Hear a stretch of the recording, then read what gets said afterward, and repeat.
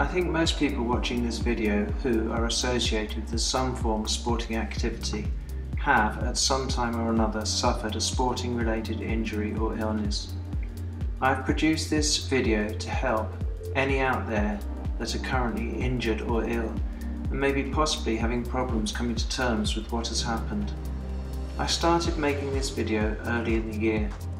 My goal at the beginning of 2021 was to qualify in my age group for the Ironman World Championships.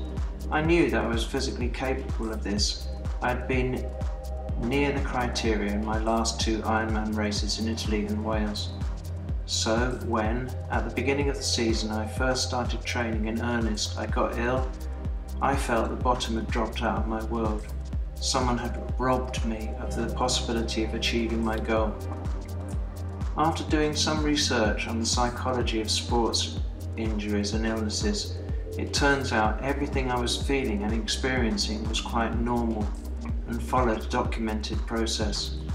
Once I knew this, it did help a little bit and helped me deal with the emotions that I was feeling, and I hope by passing on this information it will help any currently ill or injured athletes out there come to terms with what they're experiencing or going through.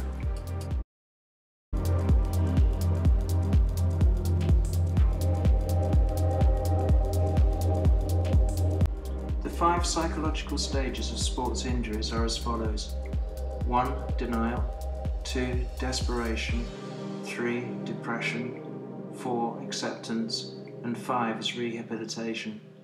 In this video I'll take you through my thoughts as I went through these 5 stages. I hope you'll find it informative. Okay guys, so here I am out on my mountain bike on one of my first days back training. Had 5 weeks of being ill now, and to say I'm sick of it would be an understatement. I've been to see the doctor, I've had a CT scan,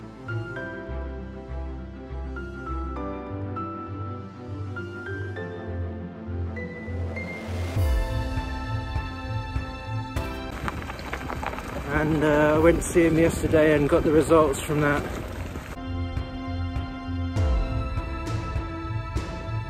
And I'm really pleased that it's just come back negative. Nothing wrong with my heart, no cancer, no damage to my lungs or anything like that. So I think this bit of illness I've just had, he puts down to a virus that I picked up possibly from overtraining, and that has stimulated a nerve which I can now feel pulling in my back, so we can do some work on that, some massage and what have you. And that was giving me the pain in the chest. Obviously chest pain with a 59-year-old man is to be taken seriously, which is why I stopped training, went to see the doctor, got it all checked out before I come back.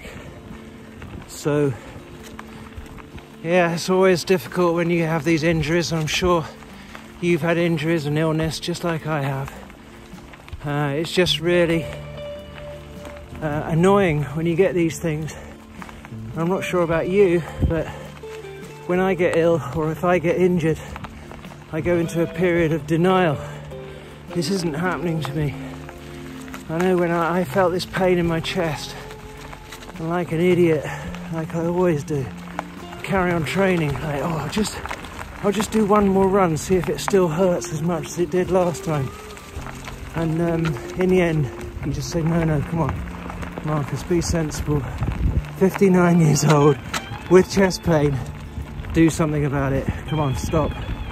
Which is what I've done. We can now, he's given me the green light to start back training. So, over the next few weeks I'm going to show you the fight's back, I'm going to call it. And I'm sure some of you have been there, know all about this, because you've been fit, You've been ill, and now it's the fight back to fitness, which is always hard, not pleasant, but hey ho, it's got to be done. So with my sports scientist head on, I'll take you through the mental stages or psychology of sports injuries. There are 5 identified stages in the psychology of sports injuries. The first one I have briefly touched upon during my brief introduction, which is denial. Denial, in my case, as I've already said, I was in total denial. Why is this happening to me? In my personal case, I am training to qualify in my age group for the Ironman World Championships. I'd just been shortlisted by Zwift in the Zwift Triathlon Academy, and then I get this. Yes, I was angry. My training had been going very well. My level of fitness was very good. Friends and supporters had been commenting on how my running was progressing, and then this. I did not need this. Yes, I was angry and I was very upset. Desperation. Again, putting a personal twist into this. What did I do? I took all the remedies known to cure a chest infection. Garlic smoothies, honey and lemon, decongestant, almost pleading with Anita, please just let me do a gentle run or a row. I won't push it hard, promise. Depression. Here we were in the middle of a global pandemic. I had no contact with any of my friends. The only English-speaking friends I had in Germany were more like club mates, and I'm sure they didn't want to hear me bleating on about my chest infection. I had a couple of good friends here who do speak English, but I did not feel I want to burden them with my medical woes. I felt alone, and yes, depression did kick in. What's the point of getting out of bed when there's nothing to do? No training can be done. It's an easy slope to slip down. Acceptance. Eventually I came to terms with the fact that this was serious. I had a virus and any training could be detrimental to my health and cause a lasting damage to my body, and in particular my heart. A couple of my ex-army buddies who were physical training instructors in the army had to do fitness activities even when ill, and have recently been diagnosed with damaged hearts, and this has been put down to training whilst carrying an illness burden. So gradually, eventually, I accepted the condition I had and how I was going to deal with it. In my personal case, I channeled my energies into filmmaking and put together some YouTube films which kept me mentally active and gave me a purpose to get out of bed, and I thoroughly enjoyed the time I had being able to do this, time that I would normally spend training. Rehabilitation. This is the stage I'm at now, and I've entitled it The Fight Back.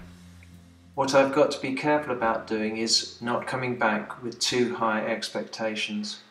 There is no way I'll be able to run as fast or as long as I did when I left off training. I need to build back into it gently in a structured and sustainable way, which is where Training Peaks helps. With Training Peaks, I can structure my training as not to overload my rehabilitating body and watch that I do not get too over-fatigued. I'll be showing you this process over the next few weeks.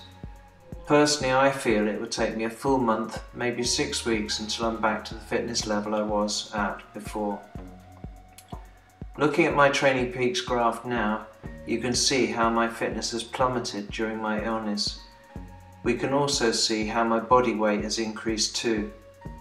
My goals therefore are, in 4 to 6 weeks time, to be at the same fitness level I was on Training Peaks before my illness, and in 4 to 6 weeks time to be at my race weight. So, fast forward 5 months. With a fully structured and sustainable training program, my coach and I managed to get my fitness back to the standard which we felt would be at the acceptable standard to get me onto the start line and compete competitively at Ironman Hamburg for a place at the Ironman World Championships in Kona, Hawaii. Again, looking at the Training Peaks graph, we can see that my fitness peaked where it should have done just before my race, and then dipped slightly in the taper leading into the race.